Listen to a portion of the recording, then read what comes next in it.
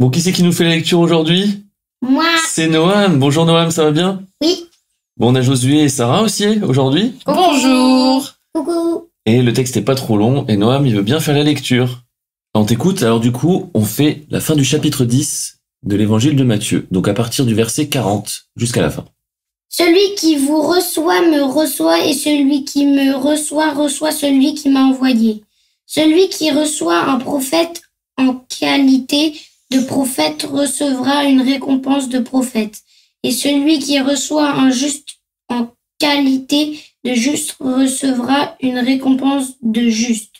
Et quiconque donnera seulement un verre d'eau froide à l'un de ces petits parce qu'il est mon disciple, je vous le dis, en vérité, il ne perdra point sa récompense. Merci Noam. Bravo. Merci.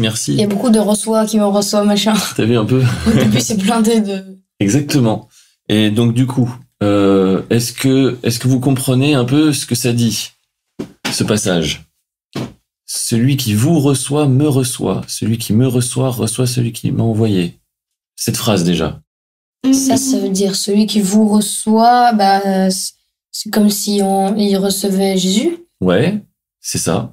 Là, c'est ce qu'il dit. C'est exactement ça. Jésus qui a lui-même été envoyé par quelqu'un d'autre. C'est pas marqué là, mais c'est qui le quelqu'un d'autre? Dieu. Ah oui, le Père. Là, juste Jésus, il parle à qui là? C'est qui vous? C'est disciples.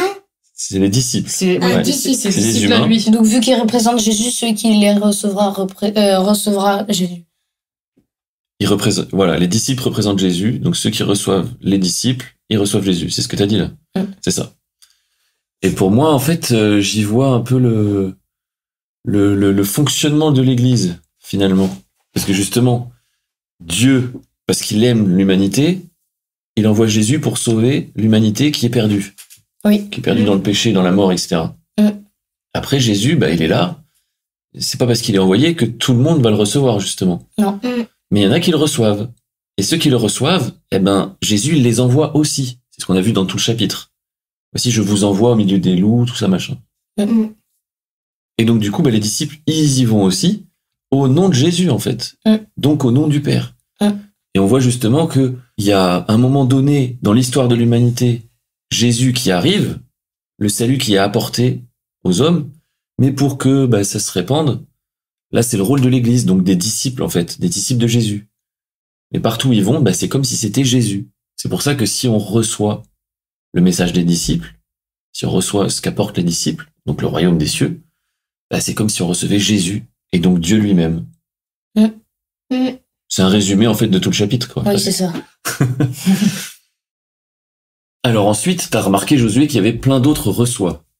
Oui, il y en a pas mal. Ouais. 1, 2, 3. Alors, qu'est-ce que ça veut dire? Celui qui reçoit un prophète en qualité de prophète recevra une récompense de prophète. Bizarre cette phrase, hein? Celui qui recevra un prophète en qualité de prophète recevra une récompense de prophète. Est-ce que tu comprends quelque chose, toi, Noam? Non. C'est un peu compliqué. C'est des phrases à la maître Yoda. Oui. Il parle à l'envers. Non, pas complètement. Non. Mais Non. ça fait. Donc c'est celui qui reçoit un prophète un peu en tant un peu que prophète, en qualité Alors, de est-ce que prophète. tous les prophètes sont des vrais prophètes? Non. Ou autrement dit, est-ce qu'il existe des faux prophètes? Oui. Il existe des faux prophètes. Bon, évidemment, si tu reçois le message d'un faux prophète, ça va pas porter du bon fruit. Donc tu vas pas avoir une bonne récompense. Si par contre, tu tombes sur un vrai prophète et que tu dis, lui, c'est un vrai prophète, tu vas être au bénéfice de ce qu'il va t'apporter. Puisque si c'est un vrai prophète, il va t'apporter, c'est quoi la récompense du prophète? Qu'est-ce que le prophète, il apporte? Je pense que la récompense du prophète, c'est tout simplement ce que le prophète apporte. Oui. Le prophète, il apporte la prophétie. Le boulanger donne du pain. Voilà. Donc, Tout simplement. si tu reçois le boulanger en qualité de boulanger, tu reçois la récompense du boulanger. Donc, tu reçois un bon pain. Donc si tu reçois un prophète, un vrai prophète, donc en qualité de prophète, recevra une récompense de prophète, il aura la récompense. Mais en fait, il a ce que le prophète apporte. Oui. il reçoit ce que le prophète apporte. Qu'est-ce que le prophète apporte? Une prophétie. C'est quoi une prophétie? En fait, c'est la parole de Dieu pour quelqu'un, pour une communauté, pour un pays ou pour même la planète. Oui. Il y a différents, voilà. Souvent, les prophètes dans l'Ancien Testament, ils s'adressaient au peuple d'Israël. Oui. Voilà. Certains avaient des prophéties aussi concernant d'autres nations. Bon, là, celui qui reçoit un prophète en qualité de prophète, on est plus sur l'échelle peut-être individuelle ou éventuellement communautaire, mais voilà, localisée. Donc ça veut dire que peut-être que Dieu il veut parler à cette personne ou à ce groupe de personnes, donc il envoie un prophète. Si les gens ils discernent que c'est un bon prophète, ils vont écouter et se dire ça vient de Dieu. Oui. Et dans ce cas-là, ça va porter du bon fruit, ça va encourager. Là, c'est sous-entendu en fait que aussi je me dis c'est quand même ballot si en fait tu reconnais pas. Enfin, en gros, il y a un prophète, tu rencontres un prophète ou voilà quelqu'un qui vient de la part de Dieu et que tu vois pas qu'il vient de la part de Dieu, bah tu passes à côté d'une bénédiction en fait. C'est ça. Et c'est en fait, mais si tu le reçois, tu sais à qui tu as affaire. Et justement, tu vas pas. Voilà, c'est comme si tu te retrouves avec le meilleur pâtissier de toute la terre et que tu en plus voilà, les pâtisseries c'est bon, tu vois. Et il est là, tu le vois, mais en fait tu lui demandes même pas s'il aurait pas une petite pâtisserie sous la main. Mais c'est un peu ça quand même. C'est où tu reçois quelqu'un de super important et qui pourrait en fait répondre à plein de tes questions ou te donner plein de choses que tu aurais besoin. Quelqu'un, voilà, imagine, t'es pauvre, t'as faim, t'as pas mangé depuis des jours, et t'as quelqu'un en fait qui est là et qui lui est généreux, qui serait prêt à te donner si tu lui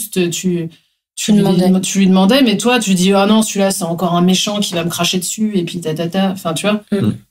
C'est ça aussi en fait. Alors par contre, du coup, il y a la question qui se pose, comment on fait pour savoir si c'est un vrai prophète ou un faux prophète? Parce qu'il y en a plein qui écoutent des faux prophètes et qui le reçoivent en tant que bon prophète, et du coup, ça porte pas du bon fruit. Non. Ça porte du mauvais fruit, hein, parce que ça porte du mauvais fruit. Fruit pourri. Alors comment on fait pour savoir? C'est pas facile. Hein. C'est le discernement. C'est le discernement. Comme on en avait parlé une fois, je crois. Oui, on en avait parlé. Ouais. Moi, il y a pas longtemps, j'ai pensé à ce que Jésus disait. C'est bien. À un moment donné, il est en train de parler comme souvent, et donc il y a les chefs religieux qui argumentent avec lui parce que eux ils le croient pas justement. Et pour sa défense, Jésus il dit mais pourquoi vous me croyez pas? Moi je vous dis la vérité. Et ça d'un point de vue rationnel, c'est pas un argument. Non, mais non. Puisqu'il y a rien qui nous dit est-ce que tu mens ou est-ce que tu mens pas. Mais j'aime bien cette phrase-là parce que pourquoi il dit ça? Il est pas stupide, Jésus. C'est évident. Non, il est pas stupide du tout. On est d'accord. Donc, je pense, à mon avis, que quand on entend la vérité, il y a quelque chose qui se passe à l'intérieur de nous, un indicateur, quoi, ça résonne à l'intérieur, et on peut se dire, tiens, là, oui, il y a quelque chose. Et c'est ça qu'il faut apprendre à discerner, en fait. Parce que je suis convaincu, en fait, si Jésus dit ça comme ça, je pense que c'est parce que la vérité agit, elle fait quelque chose. En plus, les pharisiens, ils aimaient pas Jésus parce qu'il enseignaient pas pareil que eux. Et eux, ils pensaient que eux, ils enseignaient pas bien comme il faut. Et eux, ils pensaient que Jésus... Et du coup, en fait, s'ils se disent, en plus, c'est vrai, si on avoue que, en fait, si on pense finalement que Jésus, il dit vrai, ça veut dire que les gens, ils nous prendront peut-être pour des menteurs et tout. Oui, alors après, il y en a quand même qui ont adhéré au message de Jésus. Oui. Mais c'est sûr que eux, ceux qui n'ont pas adhéré, c'est qu'ils pensaient qu'ils disaient n'importe quoi et que c'est eux qui avaient raison. Alors que c'est l'inverse. Ils se sont pas laissés toucher justement par la vérité du coup qui sortait de la bouche de Jésus. Et ils ont résisté à l'effet de la vérité sur eux et ils ont choisi d'écouter plutôt ce que eux ils pensaient, qu'ils étaient sûrs depuis tout ce temps et ils se remettraient pas en question, quoi. En fait, c'est complexe parce que je me dis les chefs religieux ils devaient aussi, eux ils devaient avoir l'espèce de conviction intérieure que c'était la vérité. C'est sûr que c'est complexe. C'est bien le problème entre guillemets, c'est que tout le monde est convaincu. Oui. Après, c'est quand tu goûtes à la vérité en esprit par Dieu, là tu commences à sentir la différence quand c'est toi et ta culture, ton intelligence, ton enseignement théorique, etc. Ou quand c'est lui, en fait. Là, tu commences à sentir la différence. Mais c'est pour ça que pour moi, on a besoin de la Bible parce que, par exemple, il y a des choses... par exemple, le meurtre, c'est universellement reconnu que c'est mal. Oui, c'est pas top. Donc, si un prophète demain vient et me dit « tu as le droit de tuer ton voisin s'il fait ci ou ça. S'il fait ci ou ça », je dirais « pardon, mais tu parles pas de la part de Dieu, mon petit gars. » Non, là, c'est pas possible. N'empêche que la Bible, ça sert à ça aussi. Dieu a dit de ne pas tuer, mais je te dis que Dieu a dit que tu pouvais tuer. Voilà. Mais aussi, pour moi, est-ce que ce que la personne me dit me rapproche de Jésus? Oui. Ou est-ce qu'elle m'en éloigne? Est-ce qu'elle est en train de me rajouter un truc à faire? Ah, en fait, si je ne vis pas les choses comme ci, comme ça, c'est parce que sûrement que je fais pas assez ci, ou que je dois pratiquer telle chose, ou que je dois prier comme ci, comme ça, ou que je dois aller marcher 1000 kilomètres, la tête en bas, et je dis n'importe quoi. C'est juste que, en fait, le message, déjà, il faut connaître qui est Dieu et qui est vraiment Jésus. Si on connaît pas bien intimement, tu vois, comme nous, là, on se connaît entre nous. Oui. Maman, elle connaît bien Noam, connaît bien Josué, connaît bien papa. Et puis vous me connaissez bien aussi, hein. Oui. Vous savez un peu comment je suis. On connaît bien papa aussi. Du coup, il y a des choses, si quelqu'un vient et vous dit, et dit à Noam, hey Noam, ta maman, elle a volé du pain chez le boulanger. Tu diras, n'importe quoi, ma maman. Elle fait pas ça. Qu'est-ce que tu racontes, toi? T'es d'accord ou pas? Oui. Si on vient raconter des bêtises sur moi, tu vas pas croire. En plus, nous, on aime bien le boulanger. Pourquoi? Parce que tu me connais.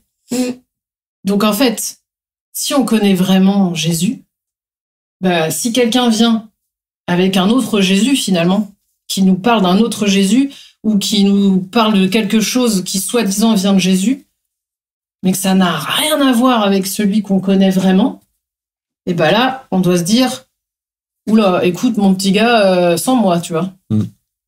Et oui, moi, pendant longtemps, je me suis dit, oui, mais imagine, je me trompe, parce qu'évidemment, on n'a pas toute la vérité, on apprend au fur et à mesure, comme on apprend à lire et à écrire, petit à petit, on apprend aussi. Moi, en fait, souvent, je me dis, oui, mais si je me trompe, et que peut-être la personne, elle a raison, et tout ça, j'ai appris aussi à faire confiance à Dieu.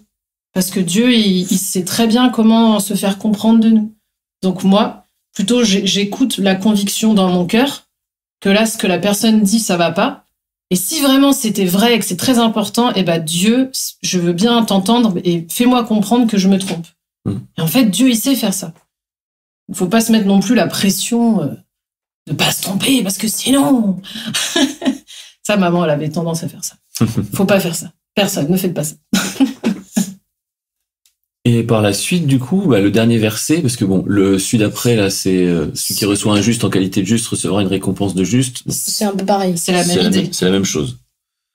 Le dernier verset, lui, il parle, c'est un petit peu différent, même s'il y a un lien, clairement. Quiconque donnera seulement un verre d'eau froide à l'un de ses petits parce qu'il est mon disciple, je vous le dis en vérité, il ne perdra point sa récompense. Donc là, on voit encore qu'il faut discerner que la personne, c'est un disciple. Et donner seulement un verre d'eau froide, ça veut dire quoi? Ça veut dire faire une action bienveillante. Gentille. Ça veut dire en fait aimer cette personne. Parce qu'on la sert du coup. Le disciple qui vadrouille partout pour aller prêcher la bonne nouvelle, certainement qu'il doit avoir un peu soif. Oui. Donc quand il arrive, on lui donne juste un verre d'eau. C'est pas grand chose de donner un verre d'eau. Tu sais, des fois où on est en voiture et qu'il y a 1 heure de route et que t'as soif, c'est dur d'attendre quand on n'a pas d'eau. Hein. Ouais. Et Jésus, du coup, il dit que si on fait juste une seule petite chose bien pour une personne, parce que c'est son disciple, on perd pas la récompense. Ça fait penser à un autre passage aussi, où il dit toutes les fois que vous ferez ça à mes disciples, c'est à moi que vous le faites. Et c'est ce qu'on voit en fait. Celui qui reçoit le disciple, il reçoit Jésus. Celui qui aime le disciple, en fait, il aime Jésus. Celui qui haït le disciple, il haït Jésus. Exactement. C'est exactement ça. Ça dans les deux sens. Exactement. Voilà. Mais il suffit, tu vois, moi aussi je trouve ça beau parce que juste un verre d'eau. Il a pas dit de donner un cheval. Je m'adapte au contexte de l'époque. Parce que ça coûte très cher un cheval. Surtout à l'époque, je pense que c'était pire. Mais oui, juste un verre d'eau. C'est pas grand-chose, mais en fait, ça fait beaucoup. Tu vois. Et c'est ça qui est beau dans l'Église, c'est que, il y a un verset qui dit, c'est à l'amour qu'on va se porter les uns pour les autres, entre frères et sœurs, que le monde saura qu'on est chrétien. Sous-entendu que le monde saura que Dieu existe en fait, et que la vie de chrétien, ça ressemble à ça, et c'est beau, quoi. Oui. Mais parce que l'amour qu'on va s'exprimer les uns pour les autres, c'est-à-dire on va discerner que c'est un frère, que c'est un disciple de Jésus aussi. Donc, parce qu'on aime Jésus, on aime nos frères et sœurs. Et parce qu'on aime nos frères et sœurs, en fait, on aime Jésus. Oui. C'est vraiment ça. Cercle vertueux. C'est le cercle vertueux de l'amour. Elle nous fait la petite musique. Non, mais c'est ça qui est beau. C'est ça qui est beau avec l'Église, c'est que faut pas juste voir des gens avec qui on a l'habitude de se réunir parce qu'il faut prier, parce qu'il faut faire ci, parce qu'il faut faire ça. Non, ça c'est pas une bonne situation. Non, l'idéal c'est on est ensemble, on est dans la même famille. Et Dieu c'est notre Père, on sert le même Jésus, et on est triste avec ceux qui sont tristes, on pleure avec ceux qui pleurent, on prie pour ceux qui ont besoin, on se réjouit avec ceux qui se réjouissent. On ne fait qu'un en fait. Voilà pour la fin de ce chapitre. Après, on est au 11, non? Après, on va passer au chapitre 11. Est-ce que Noam, tu voulais ajouter quelque chose, toi? Est-ce que tu avais envie de dire quelque chose? Non. Rien de spécial? Non. Bon, merci à chacun en tout cas pour la participation. Et puis, on continue la semaine prochaine. À la semaine prochaine. Au revoir. Au revoir. Au revoir.